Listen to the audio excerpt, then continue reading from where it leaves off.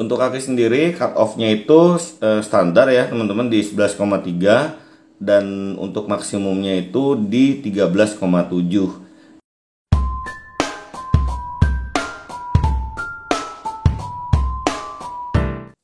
Assalamualaikum warahmatullahi wabarakatuh. Selamat malam teman-teman.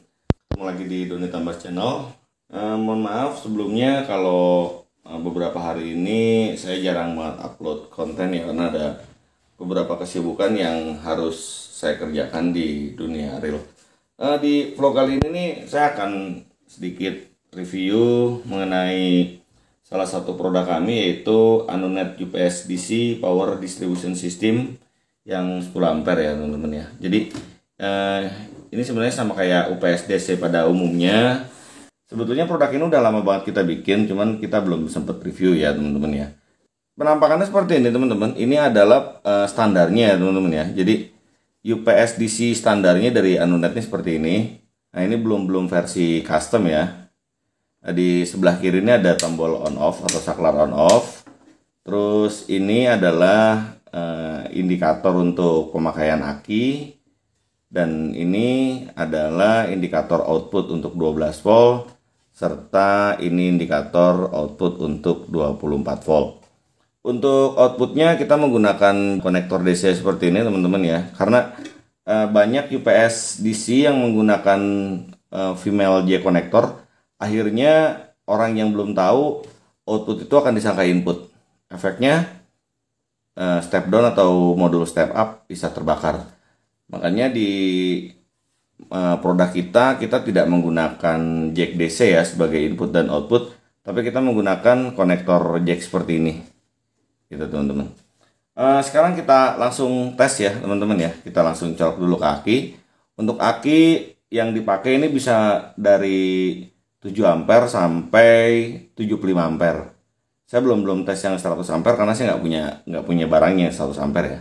Sekarang kita langsung colok dulu di aki.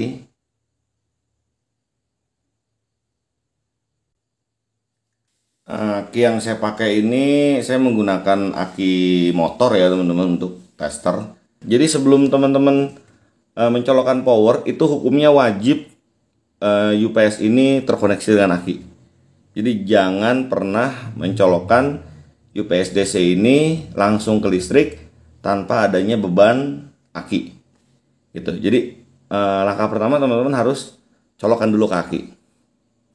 Setelah dicolok ini menunjukkan voltase yang ada pada aki tersebut.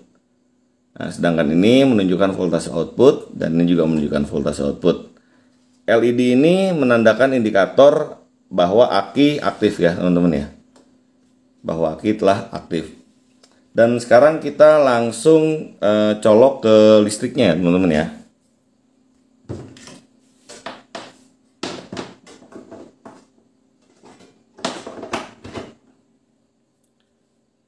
Kita akan hidupkan di sini. Nah, saat dihidupkan, lampu indikator merah ini akan menyala, menandakan bahwa arus PLN telah masuk ya, teman-teman. Dan ini akan naik karena aki ini low. Jadi saat melakukan pengisian, indikatornya akan naik. Nah, teman-teman bisa lihat ya. 11,7 dan akan naik terus, akan naik terus. UPS DC yang kita buat ini mempunyai load maksimal 10 ampere teman-teman. Jadi 10 ampere itu maksudnya adalah beban kiri dan beban kanan atau semua beban output yang keluar dari controller adalah 10 ampere. Makanya di sini saya nggak menggunakan yang 9 volt karena yang pertama jarang juga 9 volt itu alat-alat sekarang ya. Kebanyakan switch hub besar sekarang itu sudah 12 volt dan untuk alat-alat mikrotik yang lain-lain itu udah 24 volt. Oke, kita akan lihat baliknya teman-teman ya. Nah ini penampakan dari atas. UPS ini telah dilengkapi oleh fan berukuran 8 cm dan dengan kabel power model CPU ya, 3 kabel ya. Ini adalah banana jack untuk input aki. Untuk sirkulasi udara, lubang-lubangnya ada di belakang, jadi teman-teman gak usah khawatir bahwa UPS ini akan kepanasan. Jadi ini untuk sirkulasinya udah kita buat efektif mungkin ya.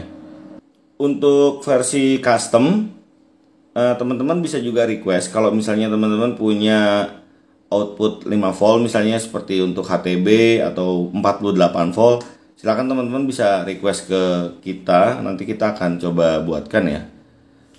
Ini tanpa jeda ya teman-teman ya, ini benar tanpa jeda. Sekarang kita akan tes dengan menggunakan beban. Gimana caranya dengan menggunakan beban? Oke, untuk pemasangan mudah ya teman-teman. Jadi teman-teman cukup menyediakan kabel, karena jika teman-teman memesan UPS DC dari kami akan sertakan kabel jack CCTV. Jadi teman-teman hanya perlu menyiapkan kabel aja, nanti teman-teman bisa mengkonekkan sendiri di situ. Untuk pasang ke UPS-nya juga mudah. Di sini teman-teman tinggal buka aja ya, kendorkan dengan obeng. Untuk kiri adalah positif dan untuk kanan adalah negatif, itu udah standarnya. Ini udah saya tandain ya teman-teman ya, kiri positif dan kanan negatif. Kita pasang di sini.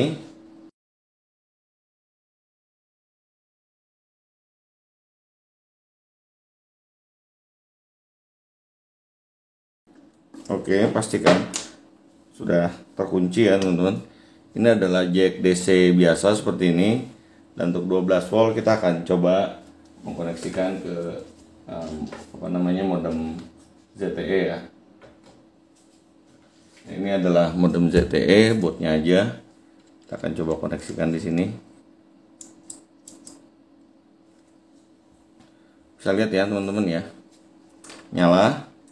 Kemudian kita akan tes load beban yang lain. Oke teman-teman, ini udah kita colokin ya. Ini teman-teman bisa lihat. Yang 12 volt saya menghidupkan ZTE F609 sama Cisco S900. Sedangkan yang 24 volt saya menghidupkan LHG. Terus ini Enseling RB133 sama RB952 ya. Ini saya pakai 24 volt. Dan alhamdulillah ini alat masih kuat semua teman-teman ya. Nah untuk voltase ini dari 24 volt kurang jadi 23,8, dan yang ini yang 12 volt jadi 11,8. Untuk pemakaian aki juga langsung berkurang ya, dari 12 volt ke 11,5. Untuk aki sendiri cut off-nya itu standar ya teman-teman di 11,3, dan untuk maksimumnya itu di 13,7.